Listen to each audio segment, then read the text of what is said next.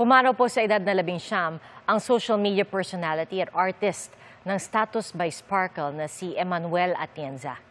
Inalala siya ng kanyang amang si Kapuso host Kuya Kim Atienza at ng kanyang mga mahal sa buhay. Kasabay po ng aming taos-pusong pakikiramay, balikan po natin ang masasayang alaalang iniwan ni Eman Atienza.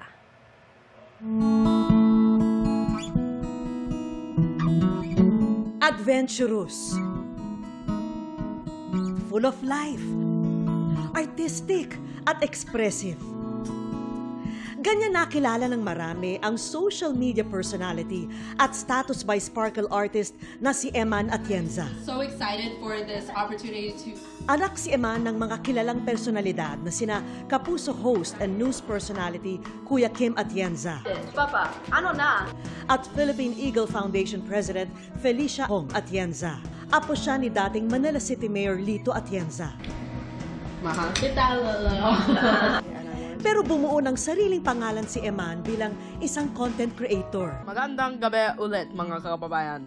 Na binansagan ng netizens bilang Konyo Final Boss dahil sa kanyang kwelang accent pag nagsasalita ng Filipino. Pero, marunong naman ako mag-Tagalog na yon. Hindi kaya. Kaya naman ako mag-Tagalog, hindi. Marunong. Marami sa content ni Eman ay tungkol sa kanyang active lifestyle. Kabilang sa mga hilig niya ang calisthenics at rock at wall climbing.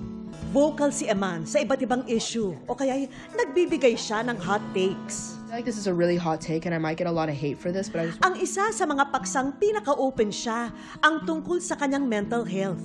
You know, I was diagnosed with bipolar disorder in my mid-teens. This means that I'd have phases of extreme happiness called manic episodes and Nitong nakaraang buwan, nag-post siya sa kanyang IG broadcast channel na nag-social media break siya dahil nakakaramdam daw siya minsan ng anxiety kapag nagpo-post siya sa social media.